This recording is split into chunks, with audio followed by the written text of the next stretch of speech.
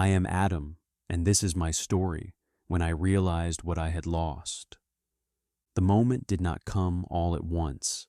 It crept in, quiet at first, like a shadow stretching longer than it should. I remember the garden that day. The light was still there, but it felt different.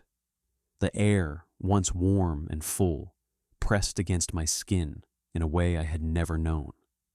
I stood still, listening. I had always heard everything clearly. The wind through the leaves, the gentle movement of life all around me. But now there was a break in it, a silence that did not belong. I looked at my hands.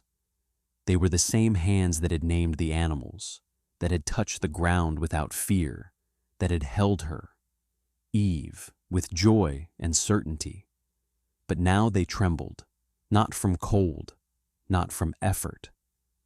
Something inside me had shifted, and I could not steady it. I replayed the moment again and again. Her voice, the fruit in her hand, the way she looked at me, not with fear, but with urgency. I felt the pull of two things at once. I knew the command. It was clear, simple, and unbroken. But I also felt the weight of her presence, the bond we shared. I did not want distance between us. I did not want to stand apart, so I chose. I reached. I took. The taste was not what I expected. It was ordinary.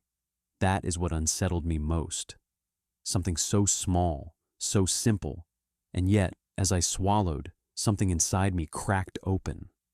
My eyes changed before I could understand what I was seeing. I became aware of myself in a way I had never been. Exposed. Uncovered. I stepped back, instinctively, as if something had seen me, though no one stood there. My chest tightened. I looked at her, and she looked at me, and for the first time, there was something between us that had never existed before. We moved quickly, without speaking. Leaves, branches. Our hands worked fast, almost desperate. I had never needed to cover myself. The garden had never required it. But now I felt it, an awareness that would not go away. I tied the leaves together, pressing them close, but it did not remove the feeling. It only reminded me that something had changed. Then I heard it. The sound I had always known. The sound that once brought peace now sent a sharp jolt through my body. I froze. My breath shortened. Every instinct told me to go toward him, as I always had. But something else rose stronger. Fear. I stepped back. Then again. Until I found myself moving away, deeper into the trees. I hid. The ground beneath my feet felt different, harder, the air heavier. I pressed myself behind the trees, holding my breath as if silence could erase what had been done. But it did not. Then his voice came. "Where are you?" The words were simple, but they carried a weight I had never felt before. He had always known where I was. Always. But now the question exposed me. I opened my mouth, but my voice caught. I swallowed hard, forcing the words out. "I heard you in the garden, and I was afraid because I was naked, so I hid." The words sounded foreign as I spoke them. Afraid. I had never used that word before. Not like this. It settled over me, heavy and real. Another question followed. Direct. Unavoidable. "Have you eaten from the tree I commanded you not to eat from?"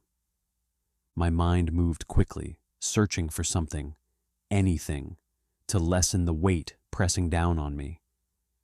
I felt it rise in my chest before I could stop it. "The woman you put here with me, she gave me some fruit from the tree, and I ate it."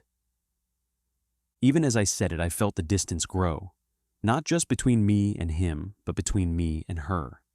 The words did not fix anything. They only revealed more of what had been broken. Silence followed. Not empty, but full. Full of everything I had just done. Everything I could not undo.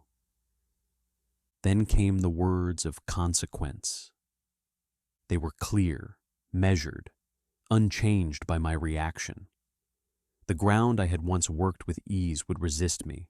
My body, once strong without effort, would strain. Sweat would replace ease. Labor would replace peace. I felt it before I even moved. The weight of it settled into my muscles, into my breath. The ground itself seemed to answer differently when I shifted my foot. It was no longer just a place of life. It would now demand something from me. I looked around the garden. Everything was still there, the trees, the rivers, the beauty. But I could no longer receive it the same way. It was as if a barrier had formed, not around the garden, but within me. I could see it, but I could not fully enter it the way I once had.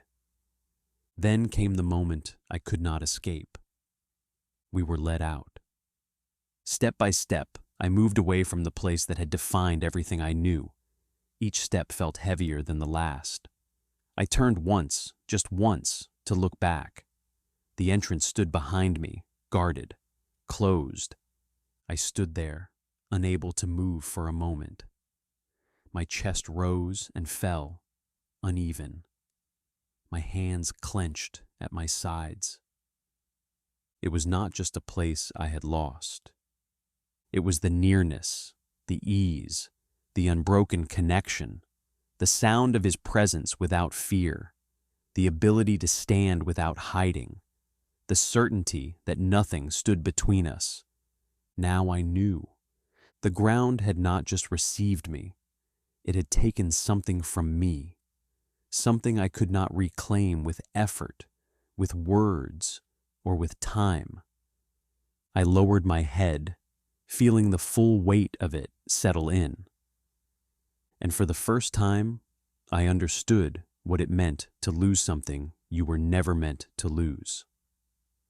The reference scripture is Genesis 3:6-24.